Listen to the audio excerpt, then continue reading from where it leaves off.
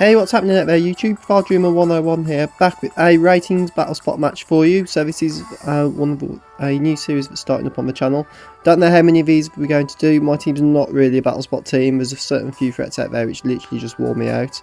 But we're going up against Pablo today, who's bringing a pretty powerful and almost atypical ratings matchup. So we've got Gardavoir, which is undoubtedly his mega in this match. The always frustrating and mind-gaming Agaslash, and of course the Landorus, which we're seeing more and more common on BattleSpot. A really good Pokémon, definitely one of the big threats out there. We are, however, bringing Char, our Charizard, with us. He hit quite a few bits on the team. He's got Earthquake and Flame Charge to deal with the Agaslash. He's got a few other little tricks up his sleeves as well to do with a few other pokes on my opponent's team when I've used his 6. We're bringing in Ninja again just to give us a bit of cover on the Agaslash, and we've got Ice Beam for the Lando and Gunk Shot for the Gardavoir. We're bringing Manectric, mainly due to its speed. Obviously the Landorus could be potentially be a bit of an issue, but I wanted to pack Flamethrower, so I wanted to give myself something to hit the Agaslash with. If anything happened to my Greninja during the matchup, or anything happened to Char. So we'll jump straight into the matchup, guys.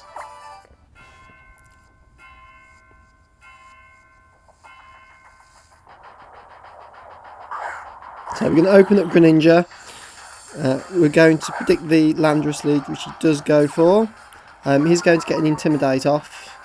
So we're just going to straight up Ice Beam. Didn't want to make any big risk plays on the first turn of the match. He's going to withdraw. Obviously Ice Beam is slightly obvious. Does go out into the Agaslash, which is instant defense mode, so it's going to take this quite well. Yeah, it doesn't do too much at all.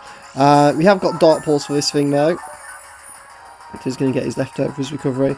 We're just going to Dark Pulse it up. I'm pretty sure he's going to King Shield anyway this turn, just to scout. So yeah, which he does do. So our Dark Pulse isn't going to do anything that turn. We do outspeed though, so when this Dark Pulse hits, it's going to be in defense form. So where it would normally be a one-hit KO, it's probably just going to survive on it. So we do get our Dark Pulse off this turn. That is going to, yeah, just that definitely a two-hit KO on it. You're going to get Stange off, and it's going to go for Sacred Sword, which is going to take us down to Focus Sash. Now, for some stupid reason, I completely forgot these things get Shadow Sneak. So I decided to stand and try and get another Dark Pulse off, because in fact we outsped it. Obviously he's now just going to straight up Shadow Sneak this turn. There we go, just to take Greninja out. So we're now 2-3 down, although we have got an injured Agaslash on the team, which is great news for us. You can see the leftovers on the Agaslash as well. So we're going to bring Manectric in.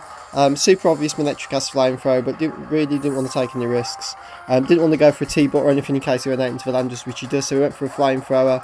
Going to get the Intimidate off, which isn't going to bug Manectric too much because we're a special attacker. Flamethrower is going to come through, and it's going to do a decent amount of damage, potentially 3-hit KO. So I'm going to predict the Earthquake at this point and go 8 into Char, so that gives us a nice free switch in, if I'm right.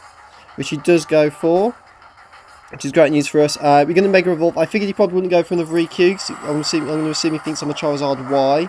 We're going to go for a straight up Dragon Claw on it, just to get as much damage as possible. I know I can take a Rock Slide off these things, just. Let's see how much this does. It's just going to miss picking up the KO, which is frustrating. We're going to get some Rocky Helmet damage as well. It does go for the Rock Slide. We should just be able to live it, even though it's super effective. Yeah, so we live on 47. He's going out to Landorus. I figured he might switch out as Dragon Claws, obviously, and go to the Gardavoir at this point. So my Jedi powers of prediction are working pretty well in this match. So we get a Flame Charge off, which is going to hit the Gardavoir.